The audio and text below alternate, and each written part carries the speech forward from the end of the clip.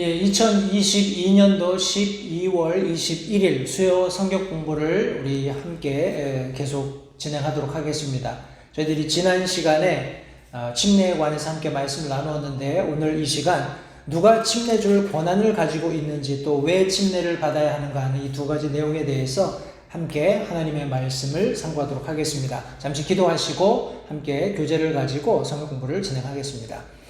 살아계신 아버지 하나님, 감사합니다. 오늘 또 주중에 사랑하는 성도들을 한자리에 불러 모으셔서 하나님의 말씀 가운데로 인도하신 이 귀한 은혜를 다시 한번 감사드립니다. 세상에 여러 가지 다른 철학들이 우리가 믿고 있는 바들을 자기들 견해에 오른 대로 해석하고 잘못 가르치는 그런 일들이 너무나 만연한 그런 시대를 우리가 살고 있습니다. 그러나 다시 한번 성경이 가르치고 있는 진리가 무엇인지 하나님의 말씀을 통해서 먼저 우리가 명확히 이해할 수 있도록 도우시고, 이 진리의 말씀 위에서 동일한 믿음을 가진 성도들이 참 이 진리의 터를 변개하지 않고 끝까지 지켜서 주님 오실 때까지 우리에게 주신 영원하고 불변한 이 말씀을 굳게 지키는 그런 귀한 개인과 가정 그리고 교회가 될 수 있도록 주님 도와주시기 원합니다. 오늘 나누게 될 말씀을 특별히 하나님께서 축복하셔서 우리로 진리 가운데서 참 밝은 빛을 대하듯이 이 말씀을 통해서 진리를 깨달을 수 있도록 도우시기를 다시 한번 간절히 바라올 때 예수님의 귀하신 이름으로 기도했습니다. 저희가 계속해서 구과 함께 하나님의 말씀을 공부하고 있습니다. 침례에 관해서 여러 다양한 것들을 우리가 함께 살펴보고 있는데, 오늘은 특별히 누가 침례를 줄 권한을 가지고 있는가 하는 내용부터 시작해서 함께 성경 공부를 진행하겠습니다. 여러분들 받으신 교재 67페이지에 보시면 명심해야 할 두 가지 사항이 있습니다 하고 두 가지가 기록되어 있는데, 첫 번째 것이 오늘날 기독교계에서 다양한 형태의 침례들이 있고 그렇게 행해지고 있는 것을 우리가 처음 구과를 시작하면서 함께 잠깐 나눈 바 있습니다.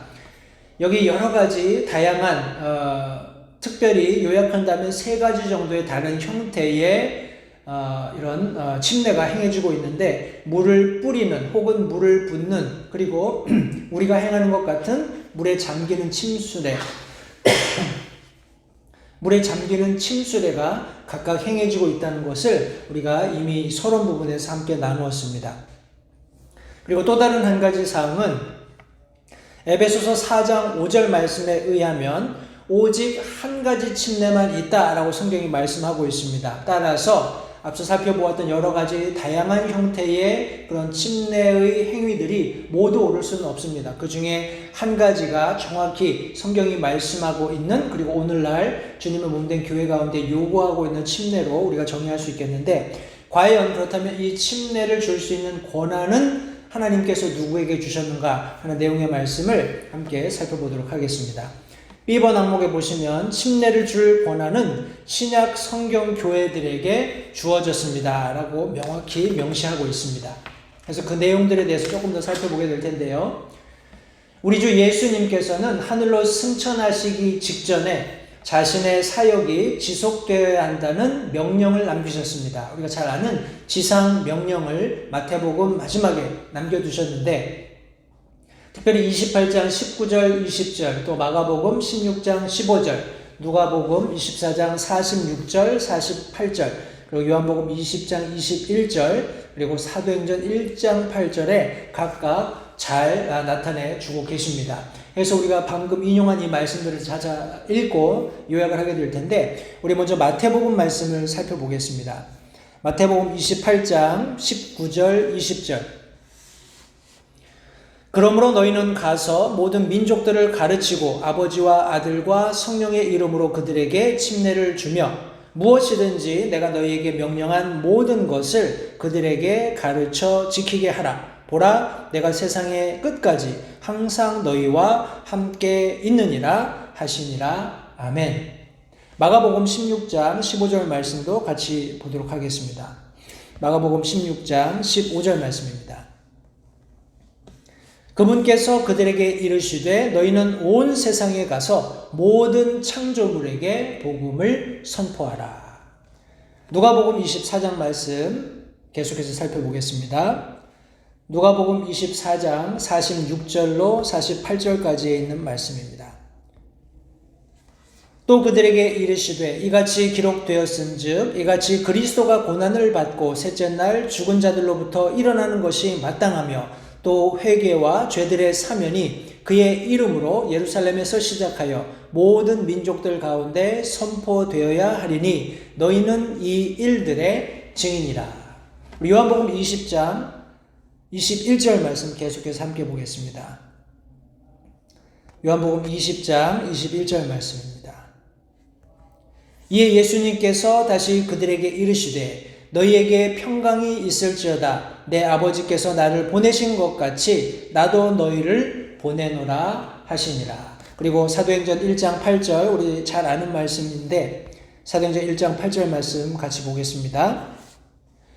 오직 성령님께서 너희에게 임하신 뒤에 너희가 권능을 받고 예루살렘과 온 유대와 사마리아에서 그리고 땅의 맨 끝 지역까지 이르러 나를 위한 증인이 되리라 하시니라. 우리가 지금 읽은 여러 가지 구절들을 요약컨대 이것이 예수님께서 우리에게 주신 지상 명령으로 우리가 요약할 수 있겠습니다.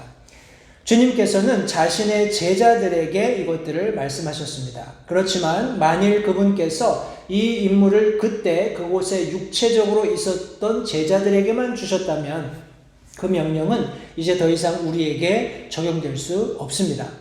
왜냐하면 그 제자들은 이미 오래전에 이미 세상을 다 떠났기 때문에 그렇습니다. 제자들에게 주신 예수 그리스도의 지상 명령은 기관에게 공적으로 주어진 것이지 개개인의 제자들에게만 주어진 것이 아니었습니다. 다시 말해 가서 복음을 선포하고 침례를 주며 모든 민족들을 가르치라는 명령은 그분의 교회에게 주어진 명령인 것입니다. 그 지상 명령에는 침례를 주라는 명령도 포함되어 있습니다. 우리가 읽었던 성경 구절 안에 분명히 명시되어 있는데 그렇다면 침례를 줄 권한 역시 신약 성경 교회들에게 주어진 것이고 개인이나 사람이 만든 종교적 조직에 주어진 것이 아니라는 사실을 우리가 분명히 알 수 있게 됩니다. 주 예수님께서는 정당한 권한을 가진 자, 우리 특별히 신약 성경에서 침례 요한으로부터 정당한 침례를 받으시려고 무려 우리 오늘날의 수치로 96km를 걸어서 침례 요한에게 침례 받기 위해서 걸어가셨습니다. 그분께서는 분명히 침례의 권한을 중요한 문제로 여기셨습니다. 그 권한은 오늘날에도 역시 중요합니다. 이것을 하찮게 여기는 것은 옳지 않습니다. 왜 하나님께서 이것을 교회의 권위로 주셨는가? 또 교회가 정당하게 이런 놀라운 하나님께서 우리에게 부여하신 특권을 어떻게 성경적으로 잘 활용하느냐는 오늘날 매우 중요한 일입니다. 그러나 이것을 굉장히 가볍게 여기는 그런 경향들이 있는데 절대 그것은 옳지 않다는 것을 다시 한번 기억하시기 바랍니다. 우리 C번에 보시면 성경적인 침례를 위한 4가지 요건이 있다라고 설명하고 있습니다. 먼저는 구원받은 지원자가 있어야 합니다. 다시 말해서 침례를 받기 원하는 우리 구원받은 성도들이 존재해야 한다는 것이죠. 그리고 두 번째는 물속에 잠기는 그런 침례의 예식이 필요합니다. 그리고 이 물속에 잠기는 예식이 성경에서 말씀하시는 것처럼 분명한 상징을 가지고 있는 표시다라는 사실을 우리가 함께 인지를 해야 합니다. 그리고 마지막으로 성경적인 권한 혹은 성경적인 권위가 있어야 한다고 여기 지금 성경적 침례를 위한 4가지 요건을 여기 명시해 놓았습니다. 한 교회 회원으로 연합된 모든 사람들은 그 교회의 권한에 준해서 침례를 받은 것입니다. 실제로 침례를 주신 분이 목사님이라 할지라도 목사님은 교회 전체를 대신해서 자신에게 부여된 권한을 행사하는 것뿐이라는 사실을 정확히 이해하셔야 합니다. 그 이유가 여기 설명되어 있는데 먼저 침례를 원하는 사람은 모두 교회 회원들 앞에서 구원 간증을 해야 합니다. 구원 간증을 전제로 우리 침수례자죠. 침례를 받기 원하는 사람이 분명히 거듭난 사실이 있는가를 교회가 전체적으로 알게 되는 그런 순간이 필요하다는 겁니다. 그리고 교회는 그들이 침례를 받고 교회 회원으로서 받아들여지는 일을 의결하거나 표결에 붙입니다.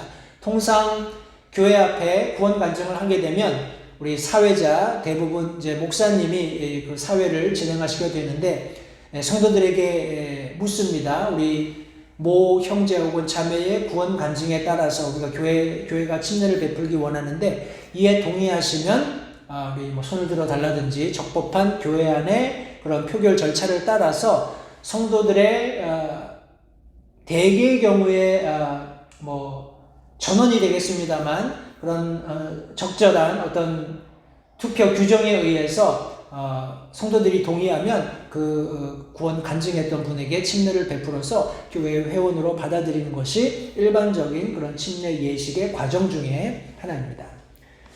두 번째, 교회는 동일한 믿음을 가진 다른 침례 교회로부터 온 회원들을 받아들이되 그들에게 추천서를 요구합니다. 이렇게 기록하고 있습니다. 우리 침례교회 성도들이 또 다른 부득이하게 뭐 이주를 하게 된다든지 아니면 타지나 타국으로 이주하게 되는 경우에 우리가 권장하는 것은 동일한 믿음을 가진 침례교회에서 계속해서 믿음 생활을 할 것을 권면을 합니다. 이것은 개인적인 선택이기 때문에 강요할 수는 없는 부분이지만 내가 믿는 믿음과 동일한 믿음을 가지고 있는 교회에 붙여지고 거기에서 지속해서 섬기고 말씀을 들으면서 믿음 생활을 하는 것은 너무나 당연하고 마땅한 처사입니다. 이런 과정에 내가 이 교회에서 분명히 구원 간증을 했고 그 간증에 의해서 침례를 받아서 성경적으로 믿는 침례교회 회원이 되었을 경우에 가령 동일한 믿음을 가진 교회로 이전해 갈 경우 담임 목사님에게 교회를 추천해 달라고 부탁을 해서 우리 담임 목사님에게 추천서를 받습니다. 이 성도는 이 교회에서 구원받고 침례받은 성도로서 회원으로서 주님을 어떻게 섬겼고 어떤 부분에 헌신했고 하는 등의 그런 간략한 구원과 침례와 회원으로서의 활동에 관련된 그런 담임 목사님의 그런 뭐라고 하나요? 서명이 들어가 있는 그런 편지를 가지고 내가 이전에 가는 동일한 믿음을 가지고 있는 침례교회에 그 서신을 제공함으로써 여기서는 추천서라고 되어 있는데 뭐 여러 가지 다양한 형식이 될 수 있습니다만 이 사람, 다시 말해서 이전에 와서 새로운 교회의 회원으로 이전하기 원하는 이 개인이 전에 믿었던 믿음이 우리와 동일하다는 것을 담임 목사님의 어떤 권위를 가지고 증명해내는 혹은 추천을 받는 그와 같은 과정이라고 우리가 이해하시면 되겠습니다. 그리고 마지막으로 교회는 사람이 만든 어떤 종교, 교회, 교단의 침례를 받은 사람들을 회원으로 받아들이지 않습니다. 그런 경우에 우리는 옛 침례 성도들이 그랬던 것처럼 그들에게 성경적인 침례, 때때로 이것을 재침례라고 재침례라고 잘못 불리기도 했습니다만 이런 정당한 침례를 요구했던 그런 것을 우리가 알고 있고 또 실제적으로 오늘날도 동일한 그런 성경적인 침례를 통해서 교회 회원으로 영접하는 그런 과정이 필요하다는 것을 다시 한번 기억하시기 바랍니다. 다시 한번 동일한 우리가 지금까지 살펴보고 있는 침례에 관한 바른 정의, 특별히 성경적인 침례가 되기 위해서 우리가 갖추어야 하는 4가지 요건을 정확히 잘 갖추고 있다면 그와 동일한 믿음을 가진 교회 대 교회의 성도 이전은 목사의 추천서면 족합니다. 그러나 우리 앞서 설명드렸던 여러 가지 다양한 소위 말하는 침례들을 행하는 그런 어떤 종교 단체들, 그리고 여기 지금 우리가 함께 살펴보았던 성경적인 침례를 위한 4가지 요건에 부합하지 않는 뭐 침례가 구원의 일부가 된다든지 아니면 침례를 위한 다양한 전제 조건들이 구원 이외에 다양하게 뭐 있다든지 하는 이런 다양한 다른 형태, 성경이 가르치고 있지 않은 그런 침례를 이미 경험했다 할지라도 이런 사람들이 교회에 영접되기 위해서 바른 그런 복음이 제시되어야 하고 복음을 통해서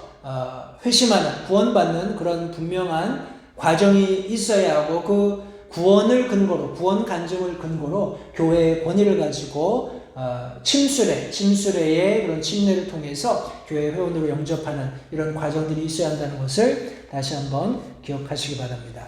침례는 교회에 주신 권위이고 앞서 설명드린 것처럼 담임 목사가 그 침례 예식을 집행한다고 해도 그 담임 목사 한 개인의 권위가 아니라 교회가 그분에게 위임한 그런 권위를 행사하는 거라는 사실을 다시 한번 기억하시면 좋겠습니다.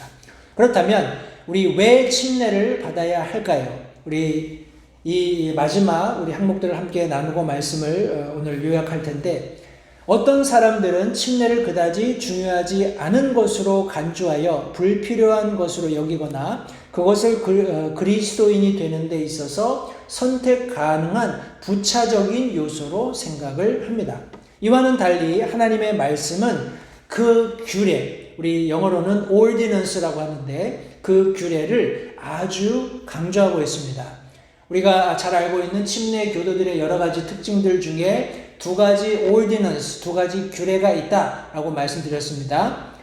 주님의 만찬이 그 하나이고 또 두 번째 것이 바로 이 주님께서 우리에게 명령하신 침례 예식입니다. 그래서 이것이 성경 안에 굉장히 강조되고 있는 것을 우리가 알 수 있는데, 기독교의 상징은 십자가나 물고기가 아닙니다. 오히려 기독교의 아름다운 표상은 침례입니다. 우리 교재에서 설명하고 있습니다. 당신이 침례를 받아야만 하는 몇 가지 이유들이 여기에 있습니다. 먼저 A번입니다. 주 예수 그리스도께서 침례를 받으셨습니다. 마태복음 3장 13절부터 17절까지 말씀을 같이 한번 살펴보도록 하겠습니다. 마태복음 3장 13절부터 17절까지 말씀입니다. 그때 예수님께서 갈릴리로부터 요르단으로 요한에게 오사, 우리 아까 교재에서 인용했던 것처럼 96km 되는 먼 거리를 침례 요한이라는 하나님께서 예수 그리스도의 앞선 자로서 주의 길을 예비하라고 보내어짐을 받았던 이 침례 요한에게 침례받기 위해서 가셨던 그런 과정을 여기 설명을 했고 우리가 함께 살펴보았습니다. 그에게 침례를 받으려 하시거늘 요한이 그분을 말리며 이르되 내가 주께 침례를 받아야 할 터인데 주께서 내게로 오시나이까 하매 예수님께서 대답하여 그에게 이르시되 지금은 이렇게 되도록 허락하라. 이렇게 하여 모든 의를 성취하는 것이 우리에게 합당하니라 하시니 이에 그가 그분을 허락하더라. 예수님께서 침례를 받으시고 곧바로 물 속에서 올라오실 때에 보라 하늘들이 그분께 열렸으며 또 하나님의 영께서 비둘기같이 내려와 자기 위에 내려앉는 것을 그분께서 보시더라. 보라 하늘로부터 한 음성이 있어 이르시되 이 사람은 내 사랑하는 아들이라 내가 그를 매우 기뻐하노라 하시니라. 여기 예수님께서 침례 받으시는 장면을 통해서 우리 오늘날 주님의 몸된 교회가 이 침례 예식을 행해야 하는 당연성, 그 마땅한 그런 이유들을 여기 지금 설명하고 있습니다. 왜냐하면 예수님께서 먼저 침례의 본을 보이셨기 때문에 그렇습니다. 우리 교재에 보시면 그분께서 침례를 받으시려고 어디로부터 어떤 강까지 오셨다고 13절에 기록되어 있는지 우리 빈칸을 채우게 되어 있는데 앞서 설명드린 대로 갈릴리로부터 요르단 강까지 약 96km를 걸어서 이 침례를 받기 위해 오셨다라고 성경이 말씀하고 있습니다. 예수님께서는 그분이 받는 침례가 우리에게 어떻다고 말씀하셨는지 15절에서 찾아보겠습니다. 여기 사도 요한이 내가 도리어 예수님께 침례를 받아야 되는데 어떻게 주님께서 내게로 오십니까? 라고 질문했을 때에 예수님께서 지금은 이렇게 되도록 허락하라. 이렇게 하여 모든 의를 성취하는 것이 우리에게 합당하다라고 성경에 기록하고 있습니다. 따라서 예수님께서는 그분이 받는 침례가 우리에게 합당한 것을 여기 지금 가르쳐 주고 계십니다. 예수님께서는 15절에서 우리라는 단어를 사용하셨는데 이는 우리가 침례를 받음으로써 그분을 따를 때 그분과 연합하거나 우리 자신을 그분과 동일시하게 된다는 것을 가르쳐주고 있습니다. 여기는 침례 요한과 예수님 자신 그리고 함께하는 제자들을 모두 포함하는 그런 의미로서 우리에게 이것이 유익하다라고 분명히 말씀해 주심으로써 그 당시에 있었던 당사자들 뿐만 아니라 그 이후에 예수 그리스도의 모범을 따르는 모든 사람들까지 이런 침례 예식을 통해서 연합하게 되는 놀라운 아름다운 그런 모습을 여기 지금 예수님께서 15절에 설명해 주고 계신 것입니다. 침례를 받아야 하는 첫 번째 이유가 바로 예수님께서 침례를 받으심으로 그 본을 보여주셨다라고 교재가 설명하고 있고, 두 번째는 침례는 예수님께서 주신 명령이기 때문에 우리가 침례를 교회 안에서 행하고 특별히 구원받은 개인이 침례를 받아야 한다고 성경이 말씀하고 있습니다. 우리 앞서 살펴보았던 마태복음 28장 19절 20절 2절 말씀을 같이 한번 보겠습니다. 마태복음 28장 19절 20절 2절 말씀입니다. 그러므로 너희는 가서 모든 민족들을 가르치고 아버지와 아들과 성령의 이름으로 그들에게 침례를 주며 무엇이든지 내가 너에게 명령한 모든 것을 그들에게 가르쳐 지키게 하라. 보라, 내가 세상의 끝까지 항상 너희와 함께 있느니라 하시니라. 아멘. 이 말씀 속에서 앞에서 서술하였듯이 침례를 주라는 명령은 주님께서 자신의 교회들에게 주신 것이었으므로 침례를 받는 것은 구원을 받아 그리스도께로 인도함을 받은 자들이 마땅히 따라야 할 의무라고 교재에 설명하고 있습니다. 우리 요한복음 14장 15절을 적어보십시오 이렇게 했습니다. 여러분 교재에 보시면 빈칸이 있고요. 요한복음 14장 15절 말씀을 적도록 요구하고 있습니다. 우리 특별히 요한복음 14장 15절 말씀에 우리 너희가 나를 사랑하면 내 명령들을 지키라 라고 말씀하고 있습니다.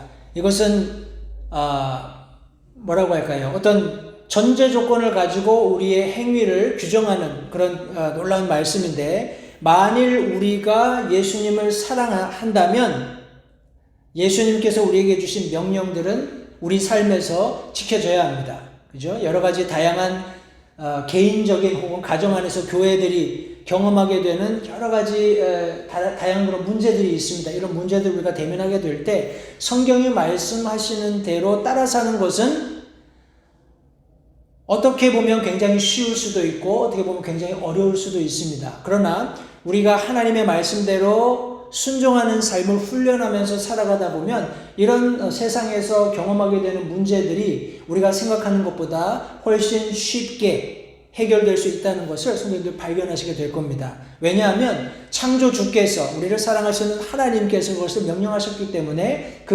명령대로 따라 살려고 하는 그 삶 가운데는 반드시 하나님께서 함께 해주십니다. 그 문제를 해결할 수 있는 능력을 주시고 피할 수 있는 길들을 열어주시기 때문에 하나님의 말씀대로 사는 삶이 훈련을 통해서 쉬워질 수 있다는 거죠.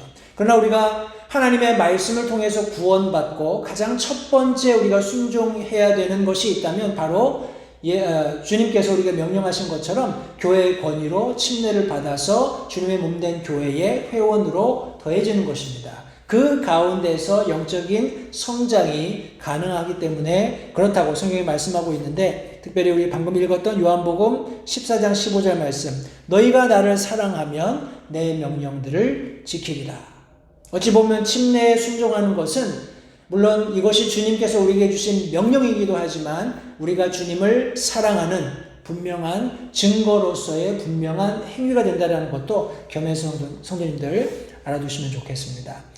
세 번째, 우리가 침례를 받는 이유는 첫 번째, 예수 그리스도께서 침례를 받으셔서 본을 보여주셨기 때문에, 그리고 침례가 주님께서 우리에게 주신 명령이기 때문에, 우리 C번에 보시면 침례는 성경이 가르치는 길에 순종하는 것이기 때문에 그렇다. The Bible Way 라고 영어로는 설명을 했습니다. 우리 사도행전 2장 38절 말씀을 같이 한번 보겠습니다. 사도행전 2장 38절 말씀에 이 구절에 있는 명령은 여러분 개개인이 다 침례를 받아야 한다는 것을 말씀하고 있습니다. 한번 보겠습니다. 사도행전 2장 38절 말씀. 이에 베드로가 그들에게 이르되 회개하고 너희 각 사람이 예수 그리스도의 이름으로 침례를 받아 죄들의 사면을 얻으라. 그리하면 너희가 성령님을 선물로 받으리라. 이런 말씀을 여기 지금 전하는 장면이 있고 41절 말씀에 보시면 그때 그의 말을 기쁘게 받아들인 자들이 침례를 받음에 바로 그날에 3,000혼가량이 그들에게 더해졌다. 성경이 말씀하고 있습니다. 베드로가 말씀을 선포했을 때 그 말씀을 들었던 많은 사람들, 대략 3,000명보다 훨씬 넘는 사람이 될 수 있겠죠. 그런 사람들이 이 말씀을 들었는데 사도 베드로의 말씀 말미에 그의 핵심은 회개하고 너희 각 사람이 예수 그리스도의 이름으로 침례를 받고 죄들의 사면을 얻으라 하는 이런 말씀이었습니다. 다시 말해서 아무리 많은 다수의 사람들이 있다 할지라도 그 사람들이 동일하게 복음을 들었다 할지라도 그 말씀에 반응해서 구원받고 개별적으로 침례를 받는 것이 성경적인 가르침이라는 사실을 성도님들 기억하시기 바랍니다. 계속해서 사도행전 8장 12절 말씀을 인용해서 우리에게 다른 교훈을 주고 있는데 한번 말씀을 보겠습니다. 사도행전 8장 12절입니다. 그러나 빌립이 하나님의 왕국에 관한 것들과 예수 그리스도의 이름을 선포하는 것을 그들이 믿고 구원받은 후에 남자들과 여자들이 다 침례를 받았다라고 성경이 말씀하고 있습니다. 우리 이번에 괄호 안에 우리 영어로는 men, woman, women 이렇게 기록해 놓았는데 남자들과 여자들, 남녀 물론대소 우리 제가 설교 시간에도 몇 번 말씀을 드렸습니다만 우리 굉장히 포괄적이고 넓은 의미에서의 다수를 전체 포괄하는 의미에서 우리 남녀 물론대소하고 뭐 이런 표현을 씁니다만 우리 여기 적어도 빌립의 복음을 들었던 그리고 그 복음을 통해서 구원받은 모든 남자와 여자들이 개별적으로 다 구원받았다는 그런 말씀을 여기 지금 성경이 기록하고 있습니다. 성경은 계속해서 구원받은 자들에게 침례를 행하는 것은 성경이 가르치고 있는 패턴이기 때문에 이것이 바로 성경적인 가르침 또 성경적인 가르침을 따르는 것이다 라고 분명히 설명하고 있습니다. 때문에 우리가 구원받고 침례받는 것이 중요한데 첫 번째 예수 그리스도께서 침례 받으심으로 침례의 본을 보여주셨고 두 번째 예수님께서 우리에게 주신 명령이 그와 같고 세 번째 침례는 성경이 가르치고 있는 그런 가르침들에 순종하는 길이 된다는 것. 그리고 네 번째, 성경은 모든 그리스도인이 교회 모임에 신실하게 참석해야 된다고 권면한다고 교재에 설명하고 있습니다. 이 명령은 히브리서 10장 25절에 있습니다. 우리가 침례교회 회원이라고 하면서 혹은 침례를 받았다고 하면서 이 명령에 따르지 않을 수 있겠는가 하는 그런 질문을 여기 던져놓았는데 같이 한번 히브리서 10장 25절 말씀을 보도록 하겠습니다. 히브리서 10장 25절 말씀입니다. 제가 24절부터 읽겠습니다. 서로를 살펴보아 사랑과 선한 행위에 이르도록 격려하며 이것은 교회 안에서 마땅히 이루어져야 하는 그런 성도 상호 간의 그런 교제 속에서 일어나는 작용이어야 합니다. 서로를 살펴보고 사랑과 선한 행위에 이르도록 격려해주고 25절에 어떤 사람들의 습관과 같이 우리 함께 모이는 일을 패하지 말고 서로 권면하되 그날이 다가옴을 볼수록 더욱 그리하자. 모이기를 힘쓰는 교회가 되어야 한다는 것을 언급하면서 특별히 마지막 때가 되는 그런 어떤 시기를 우리가 실제적으로 경험하고 있는데 이런 때일수록 더욱더 이런 모이는 일에 힘써야 한다라고 분명히 언급하고 있습니다. 당신이 침례를 받았다면 당신이 침례를 받은 날짜를 구원받은 날짜와 함께 성경에 적으십시오. 당신이 아직 침례를 받지 않았다면 해야 할 우리 세 가지 것들이 있는데 우리 사도행전 8장 36절의 마지막 부분에 이디오피아 내시가 빌립에게 요청한 질문을 적어보도록 여기 지금 교재에 빈칸을 남겨두었습니다.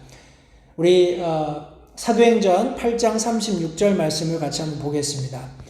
아마 다 잘 아시는 내용이 되겠습니다만 우리 빌립이 이디오피아 내시에게 복음을 전한 후에 우리 36절 말씀에 그들이 계속해서 길을 가다가 어떤 물의 이름에 내시가 이르되 보라 여기에 물에 있으니 무엇이 내가 침례받는 것을 방해하리요 라고 우리 빌립에게 침례 베풀어 줄 것을 요청을 했습니다. 37절 말씀에 빌립이 이르되 만일 그대가 마음을 다하여 믿으면 받을 수 있느니라. 다시 말해서 전해진 복음, 예수 그리스도에 관한 복음을 마음을 다해서 믿으면 침례 받는 것이 가하다. 이렇게 지금 대답해 주었고 그 대답에 대해서 이디오피아 내시가 예수 그리스도께서 하나님의 아들이심을 내가 믿노라 하고 고백했습니다. 그 고백을 근거로 해서 이제 둘이 병거를 멈추고 내시와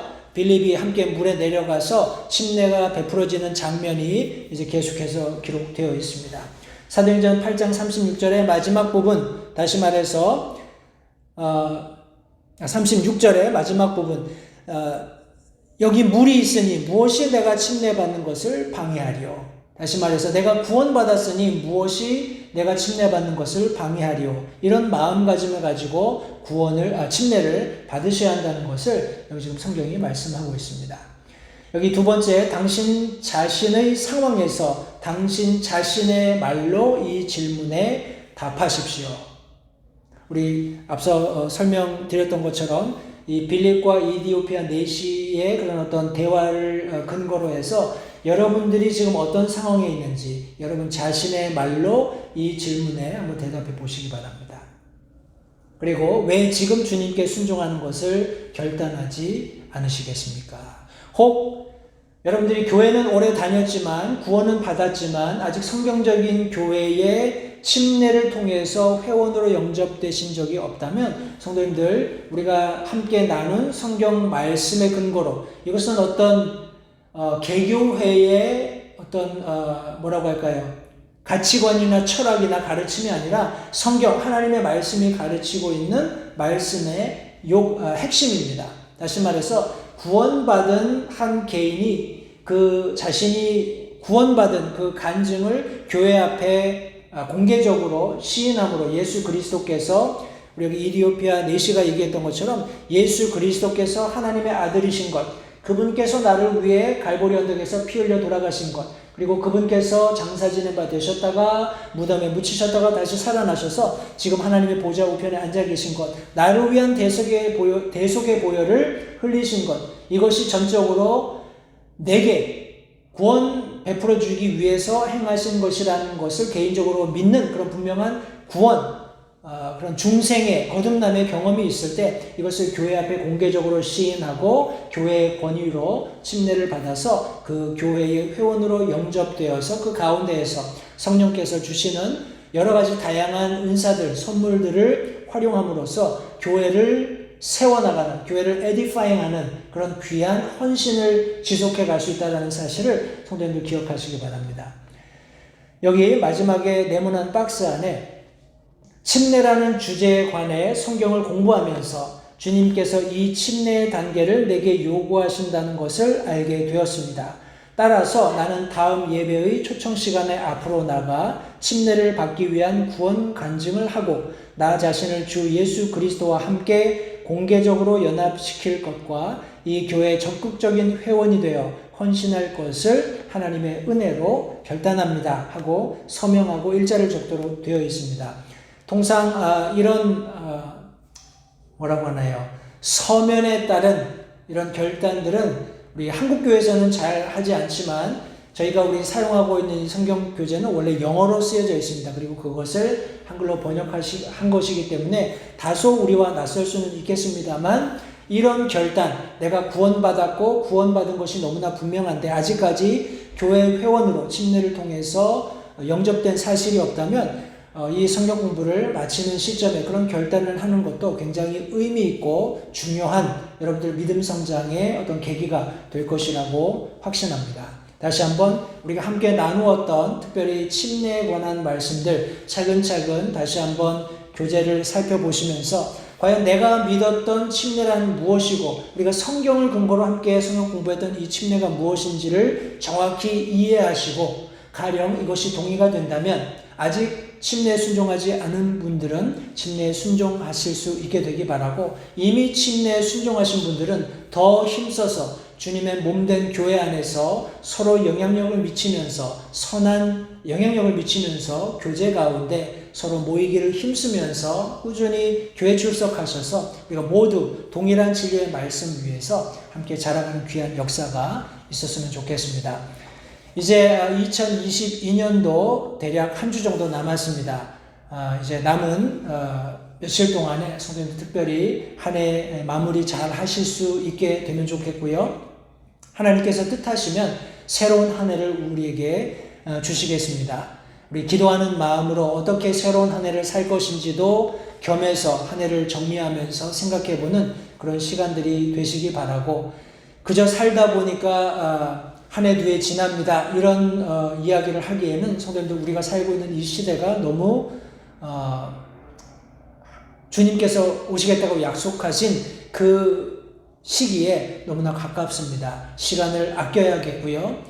계획하면서 주님께 기도하면서 지혜를 구하고 새로운 한 해를 우리가 맞아서 우리 선한 청지기로서 시간도 우리에게 하나님께서 이렇게 너그럽게 베풀어 주셨는데 지혜롭게 잘 이 시간을 활용해서 주님 뵐 때 부끄러움 없는 그런 귀한 우리 종으로서 주님 앞에 드러날 수 있었으면 좋겠습니다.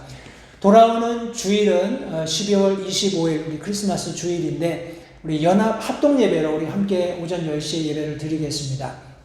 우리 별도의 한인 예배는 없겠습니다. 그리고 1월 1일 2023년 첫 주일 예배도 합동 예배로 드리겠습니다. 해서 우리 한인 예배는 별도로 1월 8일 주일에 있겠고요. 오전 9시 우리가 지금 함께 모이고 있는 이 한인 예배실에서 함께 모여서 우리 2023년 첫 주일 예배를 드리도록 하겠습니다. 그때까지 성도님들 평안하시기 바라고, 어떤 모양으로든지 교회에서 도울 일이 있으면 주저 마시고 연락 주셔서 우리 함께 기도하고 성도님들 당하는 그런 삶의 여러 가지 문제들을 함께 지혜롭게 헤쳐나갈 수 있으면 좋겠습니다. 주 안에서 평안한 한 주 되시길 바라고요. 우리 다음 돌아오는 수요일에는 우리 기도 모임으로 함께 모이겠습니다. 교회 앞에 함께 기도 제목 나누기 원하는 것이 있으면 제게 알려주시면 제가 잘 문서로 작성을 해서 성도들과 함께 나누도록 하겠습니다. 복된 오후 시간 되시기 바랍니다. 기도하겠습니다. 살아계신 아버지 하나님, 감사합니다. 오늘 귀한 수요 성경 공부를 통해서 다시 한번 하나님의 말씀이 가르치고 계시는 침례가 무엇인지를 우리 성도님들과 함께 나누었습니다. 참 이 말씀을 통해서 다시 한번 우리가 믿는 것이 그저 사람들의 철학이나 어떤 독단적인 교회의 가르침이 아니라 진리의 말씀, 성경이 가르치고 계시는 그런 진리라는 사실을 다시 한번 기억하면서 우리 자신의 어떤 철학이나 가치관이나 생각들을 고집하는 것이 아니라 하나님의 말씀이 가르치는 것이 옳다면 기꺼이 내 자신의 것들을 내려놓고 하나님의 말씀을 받아들일 수 있는 그런 겸손함과 아울러 그런 겸손함을 통해서 우리가 말씀 안에서 자라가는 성장을 허락해 주시기 원합니다. 사랑하는 성도들의 시간들, 특별히 하나님 말씀을 공부하기 위해서 드려지는 시간들을 통해서 하나님께서 함께 하셔서 진리의 말씀 가운데서 우리 모두가 성장해가는 귀한 결과들을 허락해 주시기 원합니다. 다시 한번 귀한 성경 공부 시간을 감사드리고, 돌아오는 주일 특별히 예수 그리스도의 놀라운 탄생을 우리가 함께 기념하며 예배 드릴 때 하나님께서 모든 영광 홀로 받아주시기를 다시 한번 간절히 바라올 때 예수님의 귀하신 이름으로 기도했습니다. 이상으로 성경 공부를 마치겠습니다. 감사합니다.